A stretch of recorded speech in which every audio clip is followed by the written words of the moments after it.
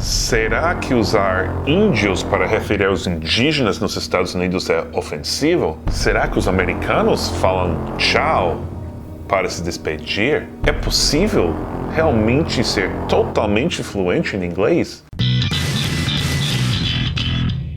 São algumas perguntas que vamos responder hoje no Amigo Gringo Responde na sexta-feira. Uma vez por mês respondo as suas dúvidas de inglês com a ajuda de um professor do Cambly que apresenta esse quadro Amigo Gringo Responde. O que é Cambly? É uma plataforma que te conecta com professores de inglês 24 horas por dia, 7 dias por semana. Os professores sempre são falantes nativos, americanos, canadenses, ingleses, australianos, etc. Estão disponíveis quando você quiser, pelo tempo que você quiser. Pode agendar antes, se tem um professor que você gosta muito, ou pode simplesmente entrar e se conectar com alguém para responder às suas dúvidas, ou simplesmente para conversar. Vamos chegar a essas perguntas daqui a pouco, mas primeiro preciso dizer que vocês têm o direito de 10 minutos de graça no Cambly, usando o link na descrição ou o código que está aqui. Quando você se cadastra no site ou no aplicativo, pode usar Cambly no seu celular ou no computador ou no tablet. Hoje vamos conectar com o professor americano que mora na Inglaterra. Não, ele mora na Inglaterra ou ele está... vamos ver. O nome dele é Pani, eu acho que se pronuncia assim, e vamos conectar com ele agora.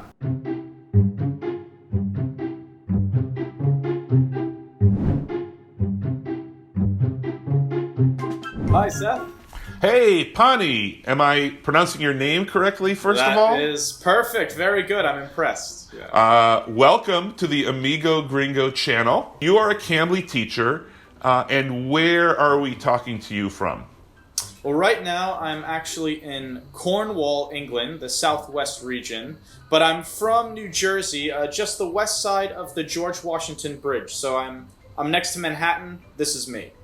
Wow. So where you're from is basically right across the Hudson River from Manhattan. Exactly. Literally 10-minute drive. That's it. In fact, many Brazilians, when they visit New York, if they're looking for a cheaper place to stay, They come to me. Yeah, they'll stay in New Jersey.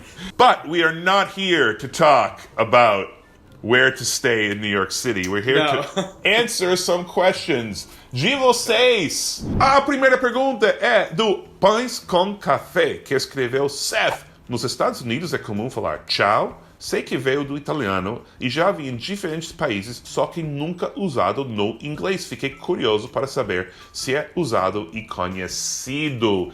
So, Pani, ciao, is it used and is it understood in the United States or in English? What do you think?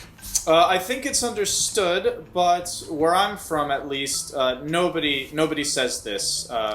Right. We might say something like adios, the Spanish word for goodbye, instead. Right. Okay, that's true. That's I would say that adios is a very common way to say ciao in English. Everyone will understand. Sometimes I think we even forget that it's not English. Yeah, definitely. And I'm going to guess that most Brazilians forget that ciao is not Portuguese. Oh, okay. Maybe. Okay. I don't know. Well, probably even in Eastern Europe, in Slavic countries, they're also saying ciao. And it's not part of their country, not part of their language, excuse me. But it's kind of the universal term for goodbye now, everywhere. A few months ago, I heard it. I was in Prague, in the Czech Republic. Yes, exactly, in Prague. They were saying ciao. I will say, however, that certain kinds of Americans do use ciao, but I think it's very elitist. I kind of do. Like, you're kind of showing off. Ciao. Oh, yeah. I'm so European. I'm going to say ciao. So maybe people who say ciao in English are people you should watch out for. Yes, the cosmopolitan wannabe Europeans. But one last thing. We don't spell ciao like the Brazilians spell ciao. We spell it like the Italians spell ciao. Yeah. C-I-A-O. Ok, agora temos uma pergunta muito complicada do Cristiano Medeiros, que escreveu: amigo gringo, me diga se é possível entender seu idioma perfeitamente. Primeiro vou parar para falar que é possível que eu entenda perfeitamente. Brincadeira. Então, ele continua: porque quando escuto músicas, vejo filmes e séries, muitas vezes a tradução não corresponde ao que eu entendo. É possível entender sentimentos de pessoas através de palavras? É possível que eu esteja certo e também errado? Falantes nativos, eu acredito que a maior parte deles não falam claramente sobre sentimentos e usam palavras que para outro nativo fica subentendido. Okay. Well, first off, subtitles can get it wrong a lot. That's true. I think that is the biggest misstep in learning exactly what English speakers are saying.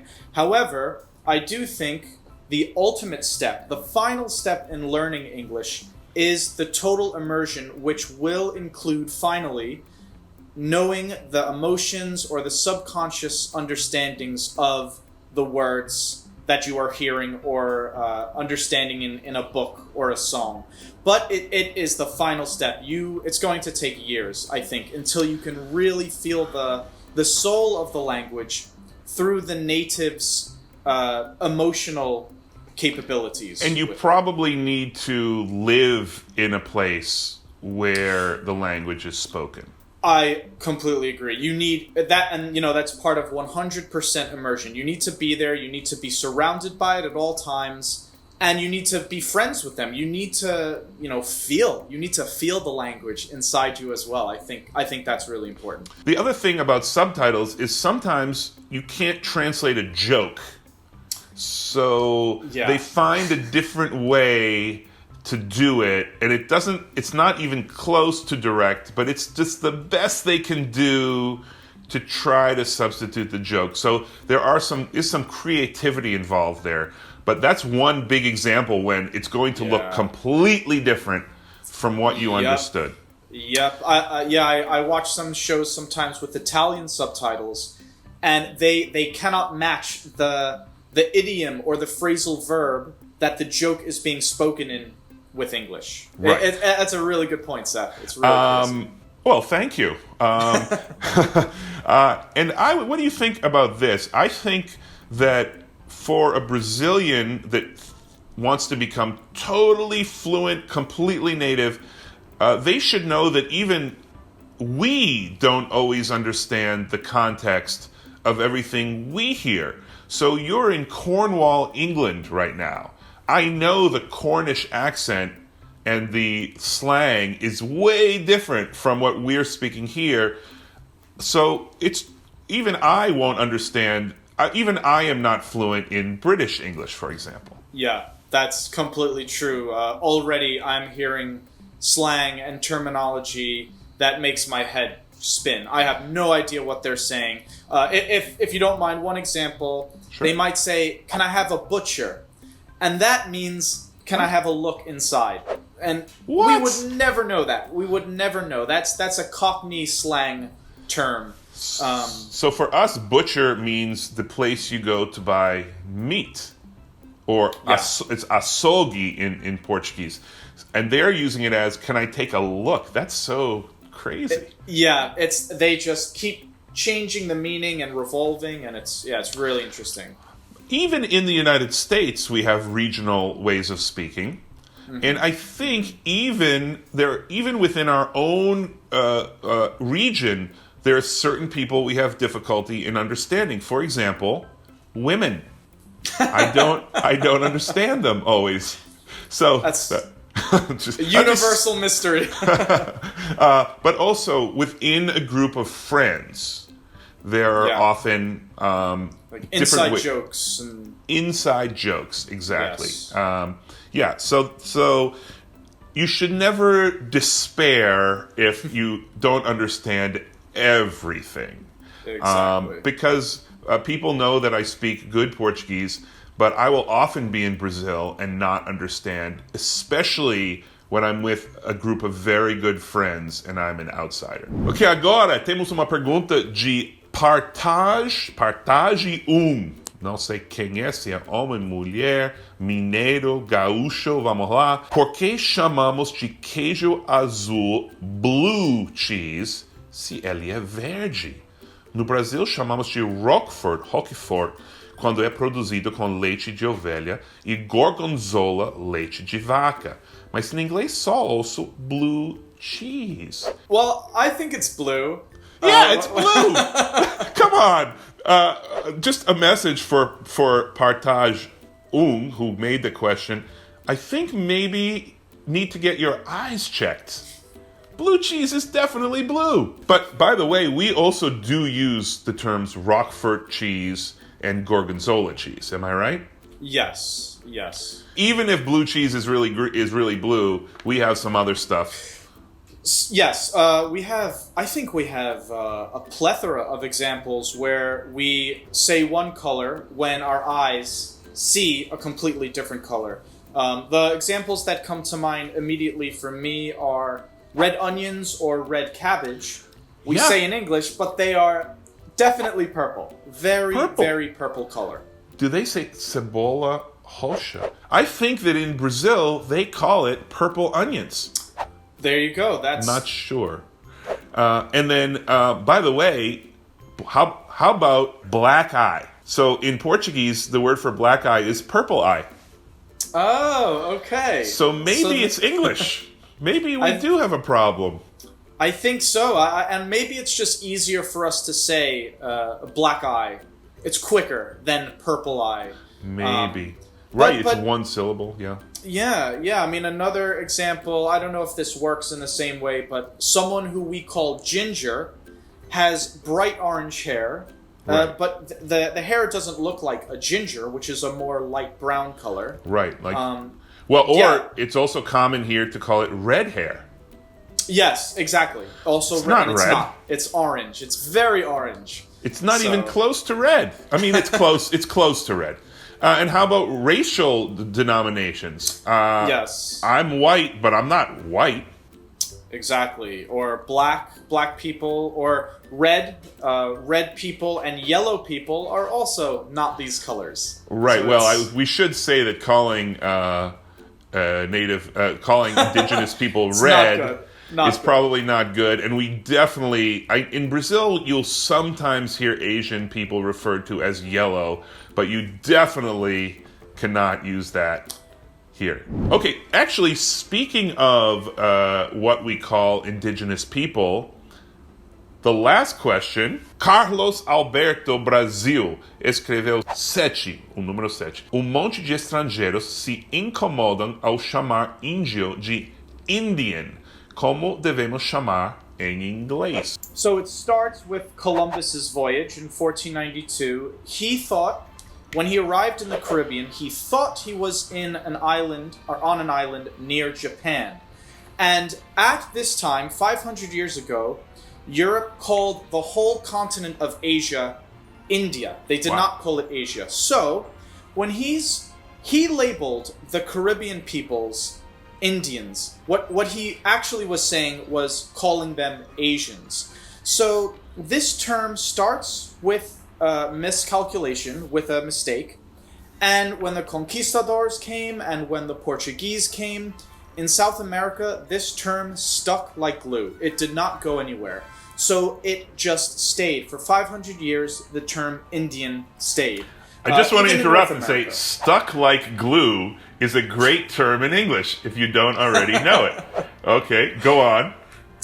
So the term Indian has remained, and it has definitely expired more in the United States. Right. So in the United States, it is definitely wrong to call a Native American, that's the word we use, to call them Indian is derogatory. It is a racist term. Right. So we are trying to change that in the United States. It's quite a bit like Negro. I was just looking in an old article in the New York Times from 1968.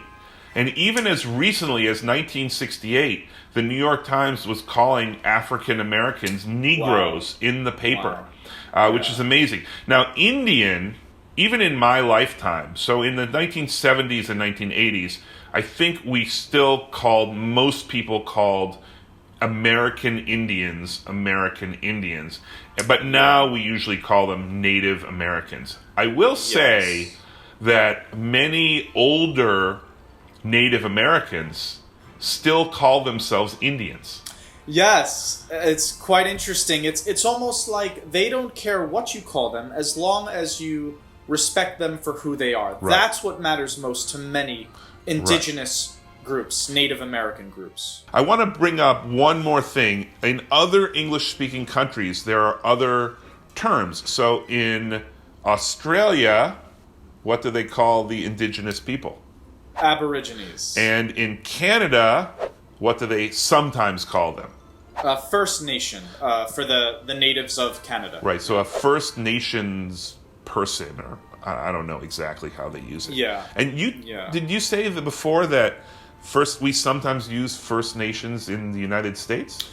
Yeah, I think it's becoming a more wide-known term for any peoples that are of the Native American ethnic group. Of course, there are thousands of Native ethnic groups. So to label them as a whole, we say First Nations.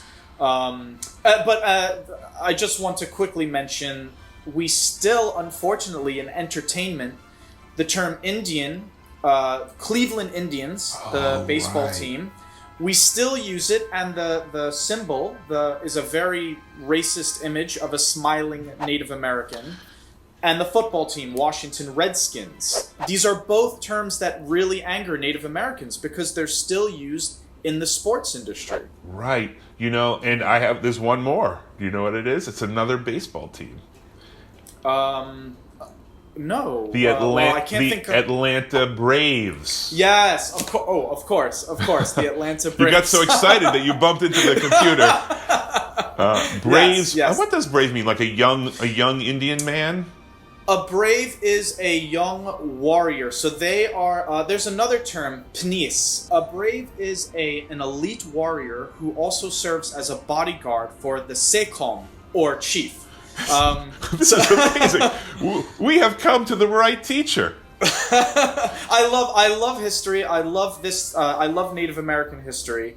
So a brave is basically a man who goes through a grueling test. They have to survive in the wild alone for a month or so. They have to drink basically poison and force themselves to vomit and endure pain and stay silent through the whole thing. Stoicism.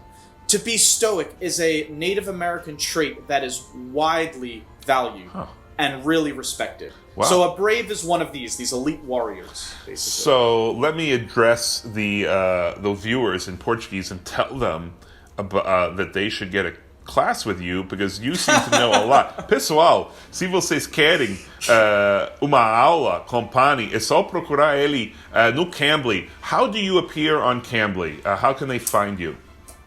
Pani S. Wilson. Well, great. I think that's it.